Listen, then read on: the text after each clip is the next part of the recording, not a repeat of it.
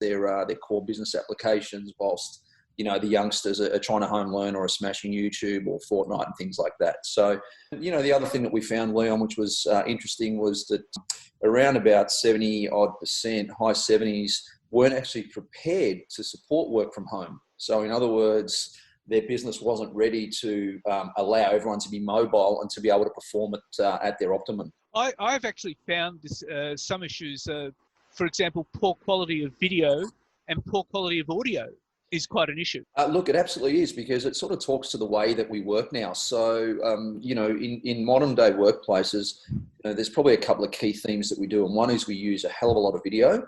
And the second is that we collaborate and we share a lot of things. So we're working on documents. We're sending a lot of documents and we're saying, hey, Leon, I've done my bit, or we're sharing in real time. We're working on presentations and things like that. So, the challenges around that have certainly been prevalent. It has a number of aspects to it.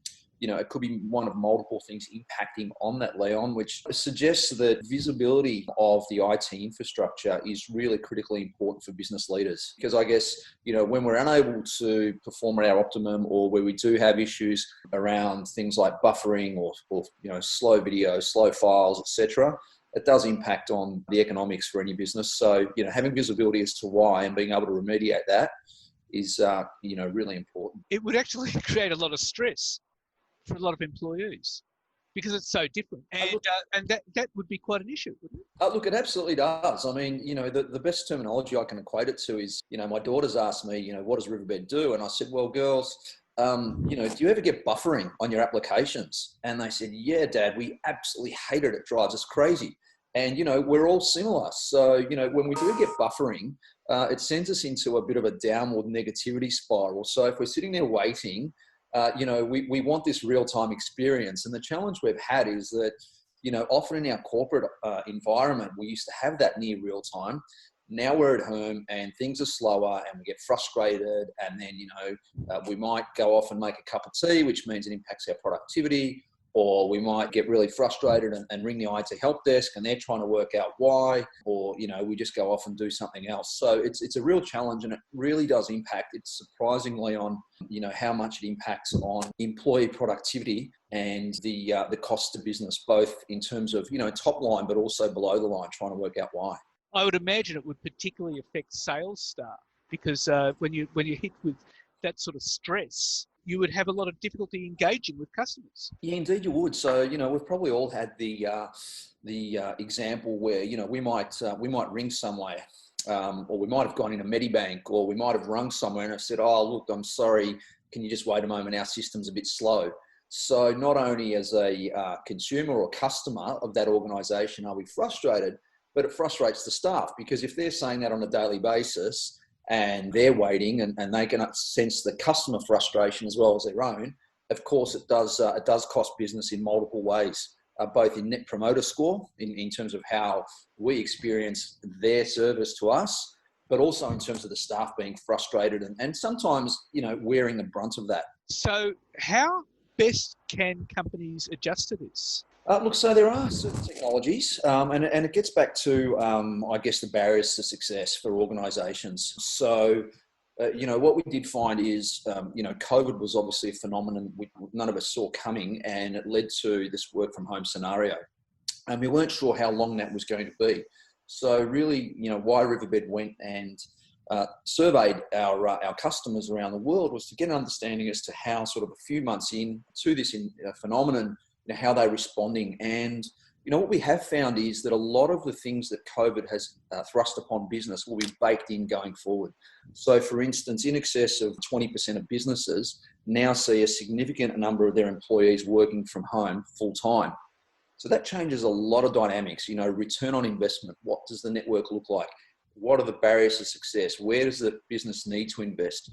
Do they need to reallocate investments from, what they thought 6 months ago would support their business and workforce to where they are today? And some of those barriers involve the ability of giving their remote workers that, office feel, so they can work at their optimum, they can do their work, and be as efficient as possible. So things like improving performance, improving file downloads. There are solutions, for example, that Riverbed can provide. So, for instance, we can deploy a software agent which would sit on your laptop, Leon, and make many of your key applications perform a lot better. So they'd feel faster for you. They'd cut down the waiting time. But certainly, understanding where the problem is with the visibility is the first instance, and then you can remediate it. But it does really require a fundamental readjustment and reallocation of IT resources.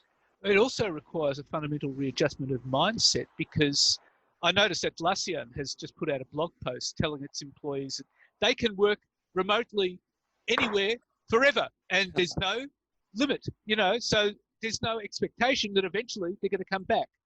And maybe this is now the permanent space of work, and maybe companies have to get used to that.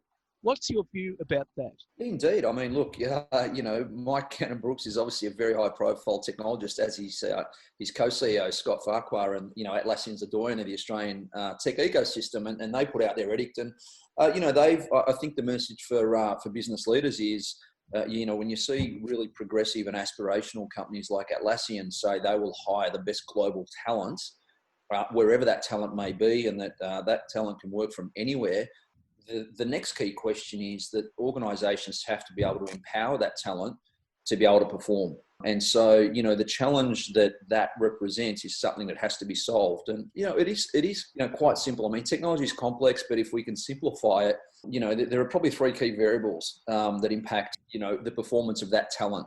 Where is that talent located? So in other words, where is that user located physically? Are they in Melbourne? Are they in Mumbai? Are they in regional Queensland? Are they in wherever, New Zealand, APAC? What are the applications they're trying to use? And we all use different applications. So, we're using Office 365 and Salesforce and ServiceNow and Zoom. And, a lot of organizations are still using things like SAP and, CAD and these sorts of things. So, where are your users? What applications are they trying to access? And where are those application servers hosted? And once you triangulate that, you can start understanding and building your IT infrastructure and saying, well, hang on, if I've got a certain user that's trying to access this application, which is hosted in a very different part of the world, well, I know that user is going to have potentially performance issues. So I'm not actually setting that user up for success. So it really is having that visibility and understanding. And that's kind of the triangulation that I think simplifies it for business leaders. And you would probably need to train people to work remotely, wouldn't you? Yeah, indeed. And of course, there's a lot of virtual learning, and not only do we have to train people to use the applications, make sure. So, one of the challenging things with new hires is the download of information. So in the pre-COVID world, we might go to an office and we might get a lot of downloads from people, could be implicit or explicit. We might have files in the office, but, with COVID now, most of that is done online. So, you're going to have employees, and if we take the Atlassian case, that are probably going to spend, a good 30 to 60 days downloading tons and tons of new training material, understanding their business and understanding how to work and what the business does. And, that has to be efficient, because if that's slow and that's taking a long time, and they're unable to sort of download these big documents, it's going to set them off on the wrong footing, I believe. So absolutely, training's paramount. And, that user experience that we talk about in IT is absolutely essential, and more so for remote employees, because you've joined a new business. It's hard enough, you're meeting your new teammates virtually. What you don't want to do is, with all this download of info that you're trying to get through, that's a bit of a torturous process as well.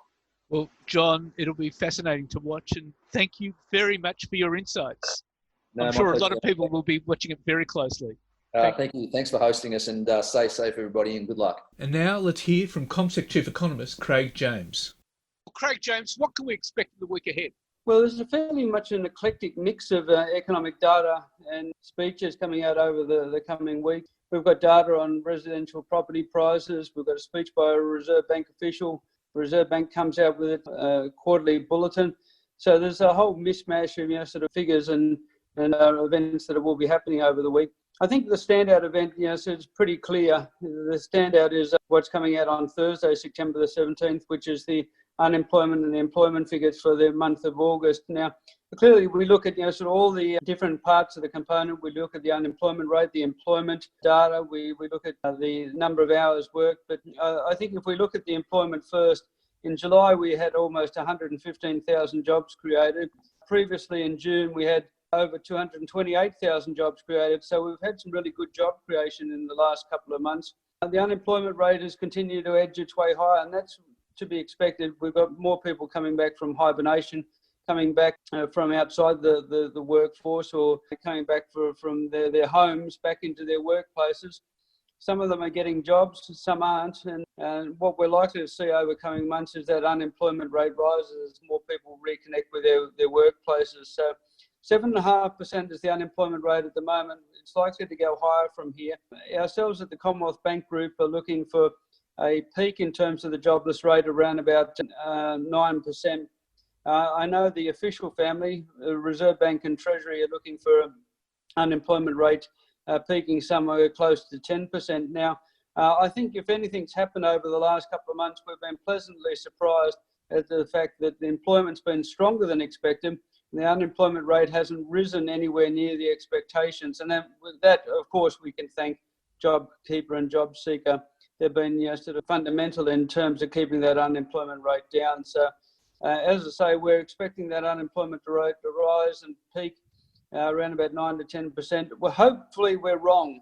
And yes, in terms of the current environment, forecasting is more of an art rather than a science. So hopefully this time around, that the less lofty expectations in terms of the jobless rate will turn out to be right. But that really is the standout event over the week, the employment figures coming out on Thursday. If we look for the number two in terms of the weekly focus, I think it would have to be the minutes of the last Reserve Bank board meeting. That occurs on Tuesday. At the September 1 meeting, what we had is the Reserve Bank decided to extend and enhance the term funding facility. So they made certainly a decision at that time. We'll be looking at the background for that decision in the minutes.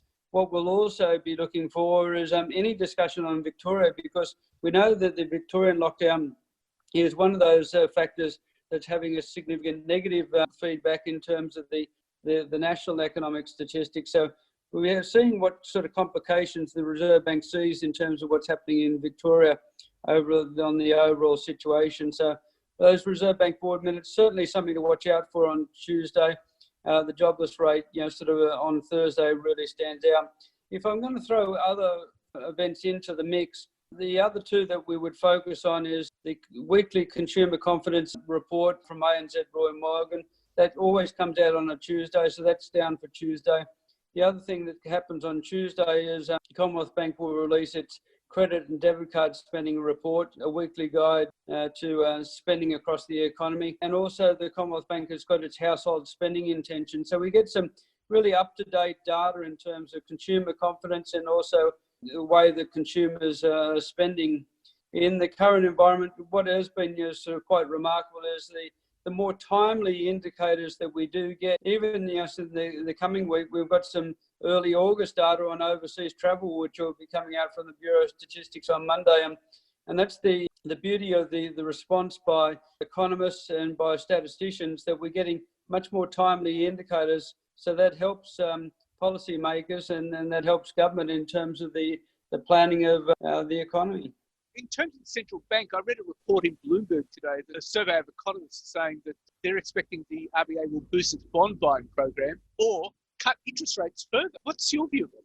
Well, I think the Reserve Bank has basically done enough. And I think the Reserve Bank has concluded that the last speech that we had from the Reserve Bank governor, he was fronting the parliamentary committee, and he was almost resigned to be able to say, look, the Reserve Bank's done enough for now. If we cut the interest rate in Australia from 0.25% to, say, 10 basis points, at the end of the day, what is that really going to achieve? I certainly can't see that there'd be value in terms of doing that. I know that the Reserve Bank has ruled out negative interest rates as well. We could increase the bond buying program, so we could go down that route. But again, so what's the purpose of it? So what problem are they trying to solve? What we do know is what's happening in the economy at the moment is that the recovery is underway. Now, it's going to be somewhat a staggered fashion, over coming months, but we do have a recovery that's happening in terms of the economy. We know that is very, very clear by consumer spending. The last retail spending report came out for July. What it showed was a 3.2% increase in retail spending, with the annual rate sitting at 12%. Now, apart from the GST period, we haven't seen a faster rate of retail spending in 31 years. So I don't think there's the imperative for the Reserve Bank to actually need to do anything in the current environment. If there is the need for more stimulus, more support, more intervention, in terms of the economy, I still think it's in the hands of government, particularly the federal government, and it'd have to be very, very much targeted at the area which is very much in need at the moment, and that's the Victorian economy. So I think that what the value in terms of the policymakers now, Reserve Bank should stay on the sidelines, and we should have the Victorian state government and also the federal government looking at what they can do to assist businesses and individuals down in Victoria. Now, the Commonwealth Bank is forecasting that unemployment will peak at 9%. Over what period of time would that be? Well, we'd be looking for that by the end of this year or early next year. So certainly we have got JobKeeper and JobSeeker, which will be tailing off from September. We'll see sort of scaling back, and really the scheme is only extended out to March of next year. So late this year, early next year, I think is very much the focal point in terms of that jobless rate peaking. I suppose more important is where we see things in the future. And if we look out, use our crystal ball and look out to the end of 2021, we're still seeing the unemployment rate somewhere sitting around about 7.5%. So we went into this crisis at unemployment rate just over 5%. Even by the end of next year, we think that unemployment's going to be somewhat elevated. But certainly the one thing that we have to stress, it could be a whole lot worse if we didn't have the JobKeeper and JobSeeker scheme. Indeed, and particularly when you look overseas, our GDP numbers, while they're appalling, are still a lot better than what we're seeing in other countries, like in America and the UK. Oh, yes. Well, I mean, if you look at all the major developed countries around the world, I think really it's only two of the Asian countries, South Korea and Taiwan, that basically had smaller downturn in terms of their economy in the June quarter. Now, of course, one of the exceptions to the rule is China, but China was first into this crisis and first out. The June quarter figures, not really strictly for comparison, but Australia's done very well. And if you look outside Victoria in terms of the suppression of cases, you look at places like Queensland and South Australia and West Australia, even New South Wales, the economies have achieved a lot of success, or the governments have achieved a lot of success in terms of suppressing the virus and allowing people to get back to work. And I think in many parts of Australia outside of Victoria, there is a much greater sense of normalcy happening, and probably sort of surprising in terms of the speed which it's occurred. So you would expect the recovery to pick up pace towards the end of the year? Yeah, well, we're looking for is in the September quarter, which we're currently in, the July, August, September period, that we're looking for something like a small fall in terms of GDP, caused very much by the Victorian situation. So strength outside of Victoria dragging down the overall scene. So we've got a flat or a small negative for the September quarter, but the December quarter, we see things starting to pick up in the December quarter and through March, perhaps a growth rate of 1.5% in December, perhaps another growth rate of around about 1.5% in March, and then we start to track forward. Now, of course, predicting these things, forecasting these things is a very difficult process, because you can have situations like we had in Victoria, the second wave, and the other, on the more positive side, is the treatments and the vaccine. Again, they could complicate some of the economic forecasting, but overall, Victoria does look as though it's going down the right path. It has achieved success in terms of suppression. It has basically set out a roadmap out of the lockdown, and I think once we get into December and the March quarter of next year, we'll be looking at much more positive times. Well, Craig James, thank you very much for your time, and I'm sure everyone will be taking all of that on board. Thank you. Not a problem at all. So what's happening in the news? Well, the chief executives of 9 drug companies have pushed back against US President Donald Trump's quest for a coronavirus vaccine before the country's election day in November. The drug companies have publicly pledged not to seek regulatory approval for any vaccines before their safety and efficacy has been established in phase 3 clinical trials. The statement included a vow that the companies would only submit for approval or emergency use authorisation after demonstrating safety and efficacy through a phase 3 clinical study that is designed and conducted to meet requirements of expert regulatory authorities such as FDA or the Food and Drug Administration. They also vowed to always make the safety and well-being of vaccinated individuals our top priority. And business conditions, profitability and expectations on employment have fallen in the first NAB Business Survey to include full Stage 4 lockdown in Victoria. Business conditions fell 6 points in August, while COVID-19 restrictions were tightened to -6 index points, reversing most of the gains made in July.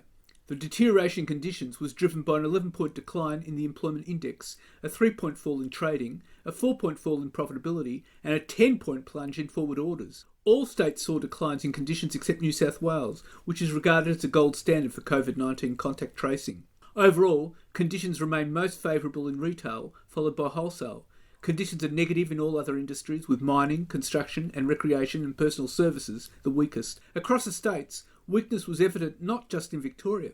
What's surprising was a relatively modest 5-point decline in Victorian conditions, considering the Stage 4 restrictions in Melbourne. Business conditions actually deteriorated further in Queensland, down 13 points, South Australia down 10 points, and Tasmania down 14 points. And the impact of Victoria's second lockdown has been similar from a jobs perspective to the first lockdown. Payrolls are down 7.9% compared with pre-crisis levels in the second lockdown, compared with an 8.8% decline in the first lockdown. It's important to note when assessing these figures that they are prone to upward revisions.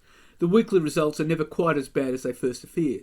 Nevertheless, policymakers would understandably be concerned by the recent slowdown in job creation, which suggests that the recovery from COVID-19 may take longer than first anticipated. At the industry level, the impact of COVID-19 continues to be concentrated in sectors such as hospitality and arts and recreation. While both these sectors have improved considerably once restrictions were lifted, the overall decline in payroll is still devastating for those employed in those sectors. Payrolls in accommodation and food services down 21% against pre-crisis levels, having improved 21% from its low in April, while arts and recreation down 14.3%. Some sectors have continued to deteriorate throughout the crisis, with the impact building over time. Payrolls in agriculture established a new crisis low in late August, while payrolls in construction are only slightly above their pre-crisis low. It is a reminder that while the impact of COVID-19 for some industries was largely due to the restrictions, for other industries the impact has increased over time due to the broader recession. Some sectors continue to perform well from a jobs perspective. 4 industries led by utilities and public administration have payrolls higher today than they were pre-crisis. Financial services and healthcare have also been reasonably strong performers given the circumstances. And the solid rebound in ANZ job ads in June and July, which saw more than half the pandemic losses recovered, did not continue into August, with just a 1.6% rise. With Victoria accounting for more than 26% of the nation's pre-pandemic employment, the Stage 4 restrictions in Melbourne and Stage 3 in regional Victoria have undoubtedly put the brakes on. Predictably, new SEEK job ads in Victoria have fallen, but SEEK also notes that the improvement in New South Wales ads has been sluggish compared with other parts of the country. This is consistent with weekly payroll data, which show Victorian jobs falling and New South Wales jobs coming to a standstill. Q4 is also looking worrying, given the amount of fiscal support for workers, businesses and households scheduled to be withdrawn, particularly with Victoria only gradually emerging from lockdowns. Over the long term, the government's key focus for the economic recovery will be employment growth. This will require tens of billions of dollars of additional spending. But the Westpac MI Consumer Index rebounded 18% in September to 93.8, with a 9.5% collapse to 79.5 in the previous month. And business leaders have accused the Andrews government of trying to eradicate COVID-19 in Victoria and refusing to listen to industries that have been operating safely, after Premier Daniel Andrews revealed a reopening plan that will keep many businesses shut until late October. Most Victorian businesses have been under tight restrictions since mid-March, and with Stage 4 restrictions to continue for at least another fortnight, the state has been under one of the longest and hardest lockdowns of any region in the world. The staged reopening will allow for some business and people movement restrictions to be lifted on September the 28th, so long as Melbourne's average daily case count falls to between 30 and 50 in the prior fortnight. However, business executives pointed to the requirement that there be no new cases for 28 days, plus no active cases and no outbreaks of concern in other states before workers can return to the CBD office towers, as evidence the state was pursuing an elimination strategy. But billionaire businessman Anthony Pratt says both the Victorian and federal governments are doing a great job at managing the coronavirus pandemic overall, and the ultimate measure of the response is an Australian death toll much lower than overseas. The executive chairman of recycling and cardboard box manufacturing giant Visy also said he was comfortable with the roadmap released by the Victorian government on Sunday to guide the state out of the lockdown. I think Daniel Andrews is doing a great job. I think that Scott Morrison's doing a great job. I think everyone's doing the best they can in a very difficult environment. These are uncharted waters, and no one knows if this is a 6-inch puddle or a 6-mile puddle, he said. He said ongoing tensions in the Australian-China relationship and greater awareness of the employment and economic benefits from manufacturing on Australian shores would help generate a renaissance in Australian manufacturing, particularly food manufacturing.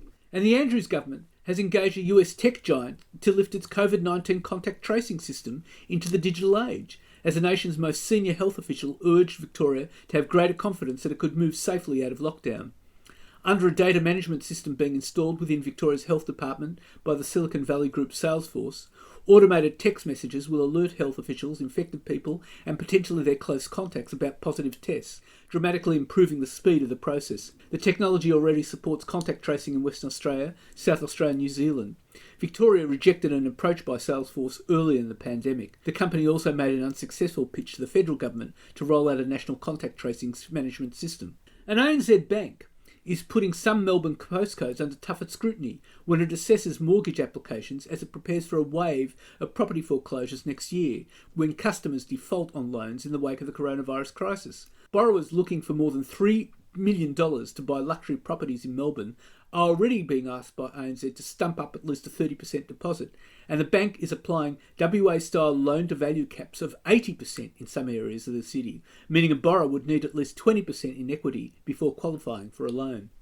And Australia's top banks are understood to have launched new divisions to handle companies impacted by COVID-19, ahead of what some anticipated to be a major fallout when pandemic-related government subsidies in place end early next year. Major Australian banks, including ANZ, Commonwealth Bank, National Australia Bank and Westpac, have typically had bad bank units where businesses are placed when they're in distress or at times of recession. However, while the bad bank units still exist, additional units have been created for companies that would typically be solid performing businesses if they had not been brought to their knees from the COVID-19 pandemic.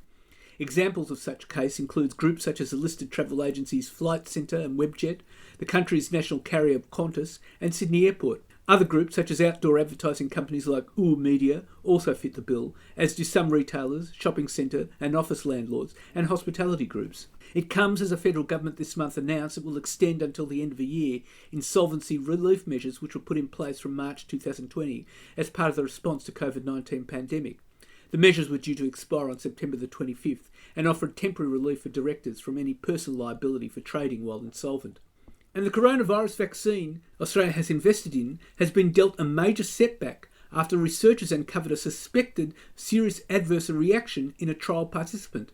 The vaccine being developed by pharmaceutical giant AstraZeneca and the University of Oxford is being tested at dozens of sites around the world. The Stage 3 trial, the final stage before safety and efficacy data can be submitted to regulators for approval, has tens of thousands of participants. But the adverse reaction, which AstraZeneca says is an unexplained illness, is believed to have affected a single participant in the UK. A suspected serious adverse reaction means participant may require hospitalisation. It could result in a life-threatening illness or even death. Australia has ordered 30 million doses of the AstraZeneca vaccine to be rolled out next year. The federal government has signed off on a $1.7 billion supply and production agreement for the vaccine. And Australian goods exports to China fell by more than 26% in August, taking total exports down by 7.5% over the year to US $75.7 billion. That's 103.9 billion Aussie, according to figures from the Customs General Administration in Beijing. The latest monthly figures from China show that imports from Australia were down by more than any other country in August. The figures, reported by Bloomberg and based on the latest Chinese customs data out on Monday, can vary from Australian Bureau of Statistics numbers. China's imports from Australia in August were down by 26.2% to 8.81 billion year on year in a month where total imports by China were down 0.5%. The numbers from Beijing come after data from the ABS showed that Australian goods exports to China in July were down by 16% on a year-to-year basis, with a fall in exports on iron ore and coal. This was a turnaround from 4 months of strong export sales to China from March to June. And David Jones and the Country Road Group are the latest Australian retailers to reveal that they have underpaid their staff, with the South African parent company of the two brands announcing its 7,000 plus workers were underpaid to the tune of $3.7 million. The error was discovered following an audit undertaken after identifying payment errors last year. The disclosure follows the publishing of an alarming Fair Work Ombudsman report that audited cafe, restaurants and retail sectors. It exposed the vast majority of businesses in Melbourne and Brisbane dining precincts as chronic underpayers. Some 84% of Melbourne's laneway eateries and 88% from Brisbane's West End breached workplace laws from 93 businesses the report audited, the report said. Most were either stiffing staff in penalty rates or underpaying minimum hourly rates. And S&P Global Ratings has downgraded a slew of AMP credit ratings, questioning the company's governance standards and betting that an upside scenario is unlikely in the next 2 years. S&P cut its long-term credit ratings from AMP Limited and AMP Group Holdings, AGHL, from BBB to BBB-, and the short-term ratings on AGHL from A-2 to A-3. AMP Bank's long-term ratings also dropped from BBB+ to BBB, and short-term ratings dropped to A-2. AMP has been bruised by revelations that had promoted Bo Pahari to head AMP Capital, despite him copping a $500,000 penalty in 2018 after settling a sexual harassment claim. Last month, AMP Chairman David Murray resigned following sustained shareholder pressure, along with AMP Capital Chairman John Fraser, while Mr Pahari was sent back to his previous job. S&P questioned the company's governance standards and bet that an upside scenario is unlikely in the next 2 years. An Australian Associated Press, or AAP, has launched a $500,000 crowdfunding campaign in an attempt to diversify our revenue base and remain ahead of former new owner News Corp's newly created Newswire. Now a not-for-profit owned by a consortium of investors after News Corp and Nine pulled their funding from the Newswire, AAP said News Corp's newly launched competitor, the NCA Newswire, is a well-funded move that threatens AAP's unique role supplying independent content. The GoFundMe page has so far raised $3,270 from 23 donors, and AAP's new chief executive, Emma Cowdroy, said both reader and government support in these early weeks and months of the resuscitated AMP are crucial to reach the much loftier goal of $500,000. The consortium of impact investors, fronted by former News Corp executive Peter Tonner, officially took over last month, ending 85 years of big media companies owning the Keith Murdoch-founded Newswire. And AGL Energy will offer customers a Netflix-like subscription for an electric car in the first initiative launched by its new AGL Next innovation arm, which will also increasingly expand in telco products. The business would bring together AGL's work to collaborate on and experiment with new ideas in line with the rapidly transforming energy market, said John Chambers, the power and gas supplier's new Executive General Manager, Future Business and Technology.